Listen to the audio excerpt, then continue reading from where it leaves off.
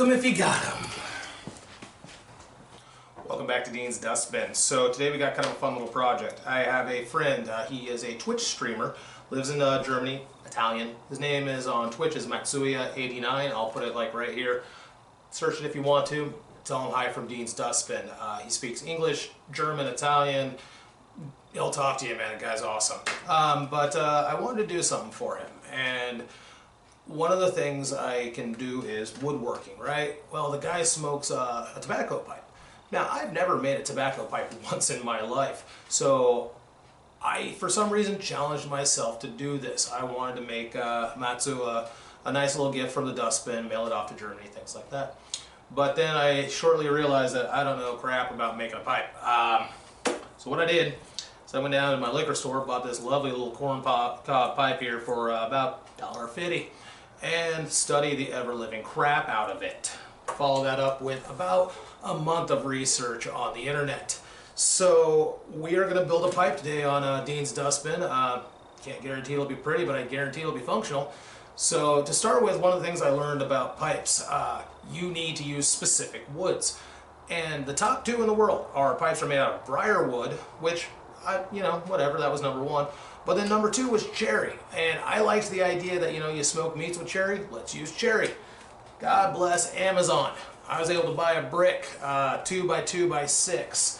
Much more than I need, but I bought a brick on Amazon of cherry wood there, and that's going to be our bowl and the basis of the stem. I think my grandfather would have got a kick out of the idea that you could just go on Amazon these days and actually find wood versus all the different places he had to go. But first things first, we're going to break this sucker down. I'm going 2 inches wide.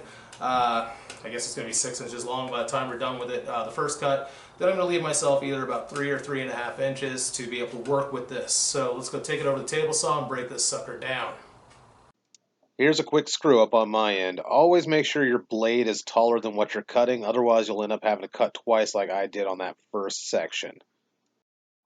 Now that we got the base block cut out, and a whole ton of drafting on this sucker, you can kind of see what we're aiming for. That's going to be the bowl.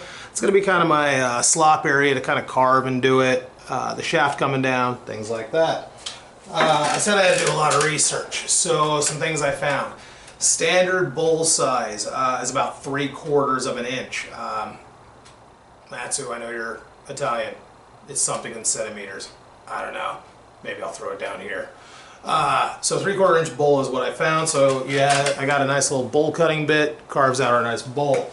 Also seems to be the standard for the draw hole is 5/32. So what I've done here to kind of help myself, because we're going to be drilling down, the bowl depth, that's going to be 1 inch down. When it hits the wood, we're good. Air pipe vent, 1 1/4 down. So principle being, this is going to come down to here. That's going to go down to here. I don't know how well this is all showing up.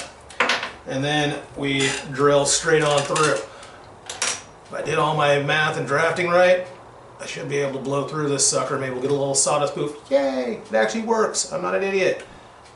Or we go back to the drawing board. Both are acceptable. Both are probable. Really hoping for the first. Let's go to the drill press.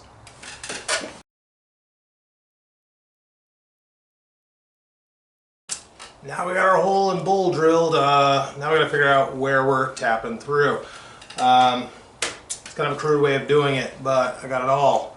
I'm going to stick it down in the hole. I'm going to figure out where-ish my fingers are.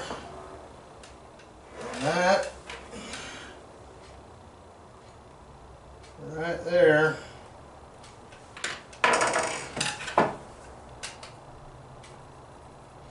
Should be where I'm punching through. Make or break time. Let's see what happens.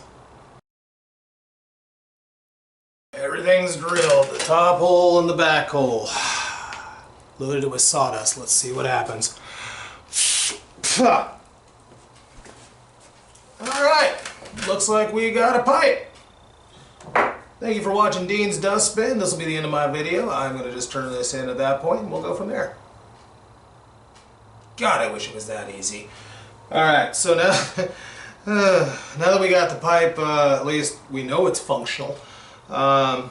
Now we got to do some more drawing, some drafting, and turn this into an actual pipe like our little corncob friend that's no longer anywhere to be found. So we're going to do that. Now the next part after that, you need some kind of stem, right? And you can just buy pre-made plastic ones, slap them on the end, but it's not the way I do things. I wanted to add a little bit of the namesake of this channel, Dean, my grandfather, into this piece. So what I'm going to do, or hopefully do, is this is a piece of Purple Heart wood. It is probably 25 years old. It came out of the original dust bin. It was owned by my grandfather. So what I'm going to do is I'm going to cut out a section of Purple Heart, and we are going to use that to then make a stem. It's not as purple as it used to be. From what I learned about Purple Heart, over time it oxidizes, it turns more of a brownish purple than that brilliant purple of the day, but I still wanted to include some of my grandfather. So from me to you, sir, and from my grandfather, that's my little special touch. Let's get it going. So we got our section of Purple Heart cut up. This will be our stem, and what I ended up having to do is we're going to have to make the air passage through there. So I kind of created a quick little jig up top, a little chunk of metal already drilled with a pilot. That's going to allow me to start tapping into the Purple Heart with this short bit. Now, once that's done, we'll pop that off, and I got one seriously long bit here. And we will drive that sucker home, and then we will hopefully get a pretty good stem by the end of this. So, let's do that up real fast.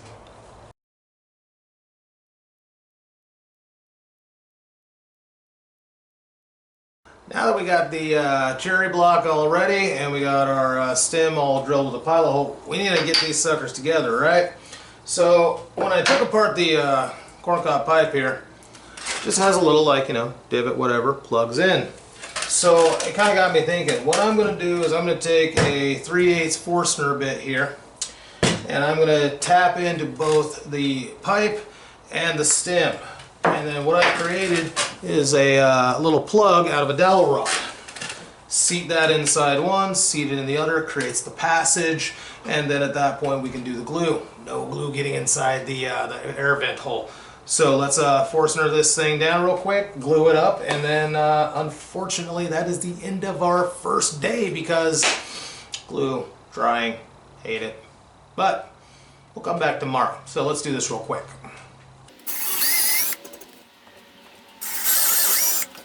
Alright, that's all we gotta do. Tack it in, the first one. Hit it with some good old Titebond 3. Make sure we seal this sucker up. A little bit on this. And throw her down.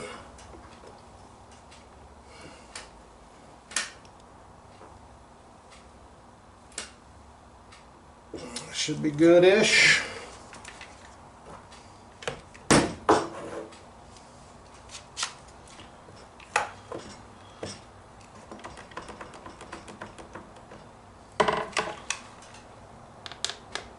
Apply pressure and come back tomorrow.